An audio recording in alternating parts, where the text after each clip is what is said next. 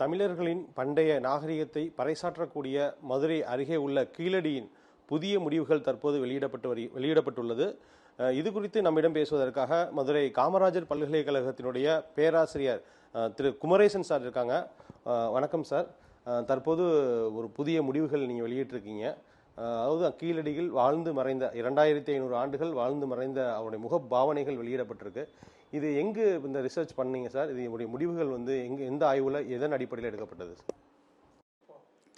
கீழடி பக்கத்தில் உள்ள கொந்தகையில் ஒரு 50க்கும் மேற்பட்ட ஈமத்தாளிகள் தமிழ்நாடு கவர்மெண்டோட ஆர்கியாலஜி டிபார்ட்மெண்ட் எக்ஸ்கவேட் பண்ணியிருக்கிறாங்க.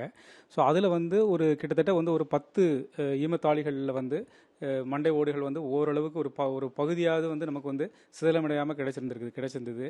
ஸோ அதில் ஒரு 2 மண்டை ஓடு ஒரு 80% அளவுக்கு நல்லா இன்டாக்டாக இருந்துச்சு.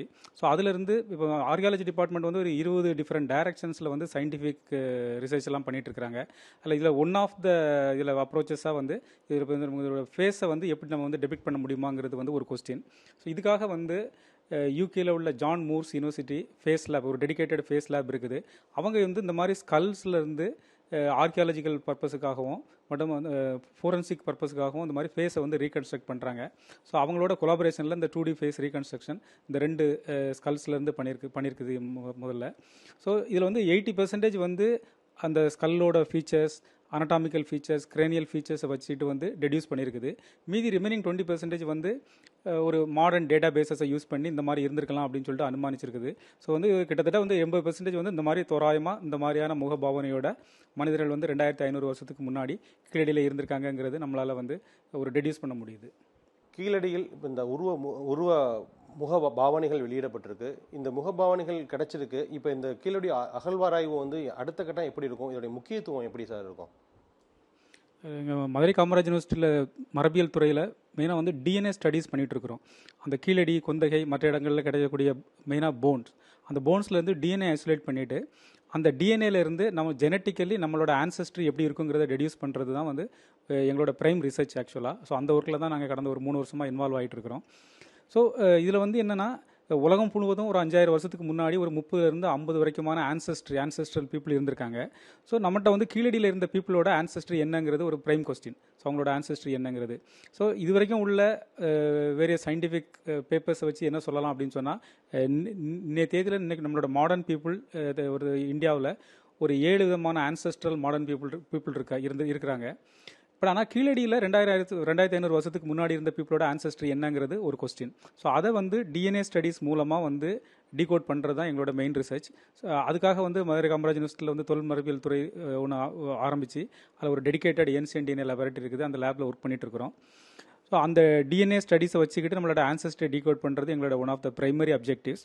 பட் இப்போ இந்த இதில் ஃபேஸ் வச்சுக்கிட்டு என்னென்னா, இதோட பர்பஸ் எப்படி நான் பார்க்குறேன் அப்படின்னு சொன்னோம்னா, நம்ம கீழடி ரிசர்ச் ஆராய்ச்சி பற்றி எல்லாருக்கும் தெரியும். கீழடியில் எப்படி பீப்புள் இருந்திருப்பாங்கிறத நம்ம பல விதமான தகவல்கள் வந்துட்டு இருக்குது. எல்லாமே அறிவியல் முறைப்படி ஒவ்வொன்றா பண்ணிட்டு இருக்கிறாங்க. ஸோ அப்போ எப்படி இருந்திருப்பாங்க, அவங்களோட ஃபேஸ் எப்படி இருந்திருக்கும், அந்த மாதிரி எந்த மாதிரி அப்பியரன்ஸ் இருந்திருக்குங்கிறதுக்கு நமக்கு இந்த முகங்கள் நமக்கு ஒரு பிக்டோரியல் கனெக்டிவிட்டி கொடுக்குது. இதை ஃபர்தராக டிஎன்ஏ ஸ்டடீஸ் மூலமாக இன்னும் ஸ்ட்ரென்தன் பண்ணலாம். சொன்ன மாதிரி மெயினாக ஆன்செஸ்ட்ரி டீகோட் பண்ணுறது தான் ஒரு ஒர்க்கு. பட் இந்த ஃபேஸ் மூலமாக நான் இதில் பார்க்குறது, இந்த ஏரியாவில் கொஞ்ச நாளாக ஒர்க் பண்ணிட்டு இருக்கிறோம். இதில் நான் பார்க்குறது, இதில் சவுத் இந்தியன் அப்பியரன்ஸ் இருக்குது ஒன் பிரைமரிலி. அது தாண்டி வெஸ்ட் யூரேசியன் ஆன்செஸ்ட்ரி இருக்கிற மாதிரி நான் பார்க்குறேன். இன்னொன்று ஆன்செஸ்ட்ரல் ஆஸ்ட்ரோ ஏசியாட்டிக் ஆன்செஸ்ட்ரின்னு ஒரு ஆன்செஸ்ட்ரி இருக்குது. ஸோ அதோட ஒரு அப்பியரன்ஸும் சில இது இருக்கிற மாதிரி நான் பார்க்குறேன். சொன்ன மாதிரி ஃபர்தர் டிஎன்ஏ ஸ்டடீஸ் பண்ணிவிட்டு இது எல்லாத்தையுமே ஆத்தென்டிகேட் பண்ண வேண்டியது ஃபர்தர் ஒர்க்கு, அது பண்ணிகிட்ருக்குறோம்.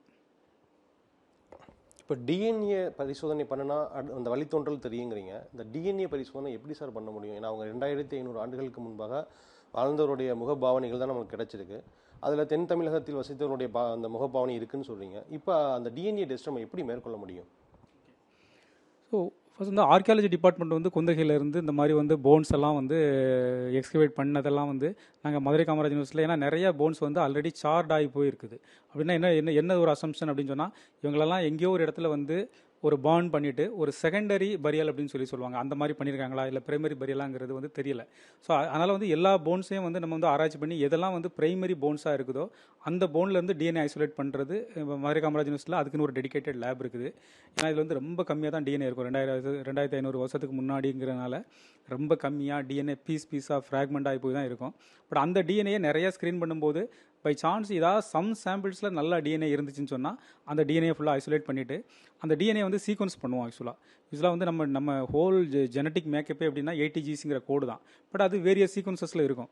அந்த சீக்வன்ஸ் என்னென்னு டிகோட் பண்ணுறதுனால தென் அதை வந்து உலகத்தில் உள்ள எல்லா மாடர்ன் ஹியூமன் ஏன்சியன்ட் ஹியூமனோட கம்பேர் பண்ணும்போது இவங்களோட ஆன்சஸ்டரை டிகோட் பண்ணலாம். நாங்கள் இது வரைக்கும் பண்ணதில் வந்து இந்த ஒர்க் வந்து ஆல்ரெடி நாங்கள் வந்து ஹார்வர்ட் யூனிவர்சிட்டியோட மதுரை காமராஜ் யூனிவர்சிட்டி கொலாபரேட் பண்ணிட்டு இருக்கிறோம். பட் ஆனால் எங்களுக்கு இது வரைக்கும் என்னென்னா ரொம்ப கம்மியாக டிஎன்ஏ கிடைக்குது. உதாரணத்துக்கு சொல்ல போனோம்னா இது வரைக்கும் கொந்தைகளிலிருந்து ஒரு 4000 டிஎன்ஏ மார்க்கர்ஸ் வந்து எங்களால் ஐசோலேட் பண்ண முடிஞ்சிருக்குது.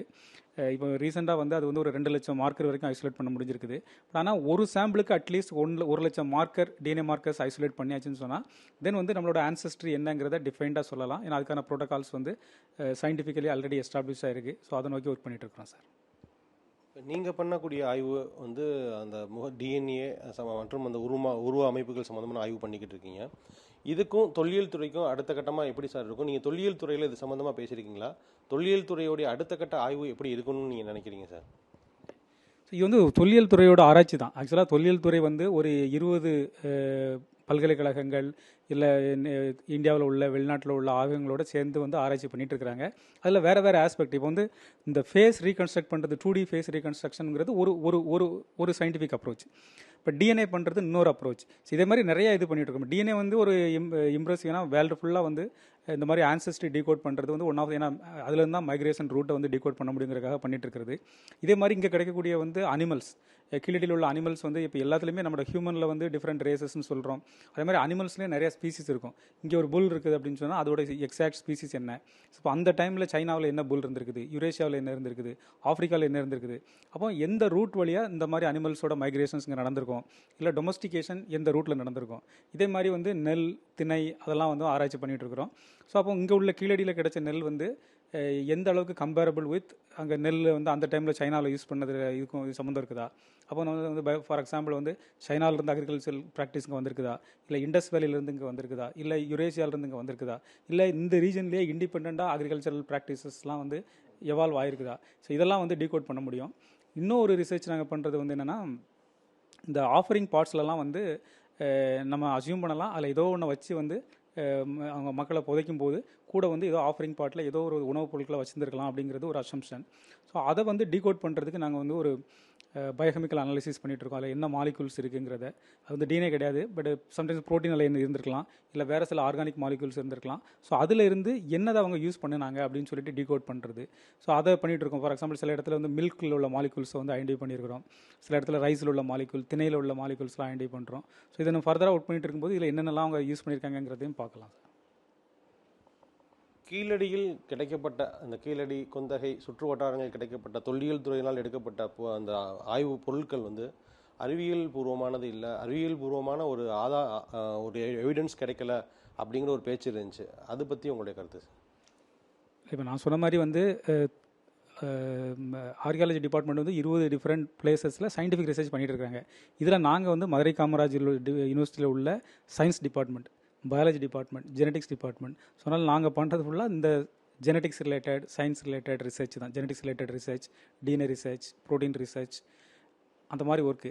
இந்த ஃபேஸ் ரீகன்ஸ்ட்ரக்ஷனுமே பண்ணது வந்து இதுக்குன்னு ஒரு டெடிகேட்டட் ஃபேஸ் லேப் வந்து யூகேல இருக்குது. அவங்க பண்ணுறது அவங்க வந்து ஆர்கியாலஜிக்கல் பர்பஸுக்காகவும் ஃபோரன்சிக் பர்பஸுக்காகவும் இந்த மாதிரி ஃபேஸை ரீகன்ஸ்ட்ரக்ட் பண்ணுறாங்க. ஸோ அதை அவங்க பண்ணது ஆக்சுவலாக.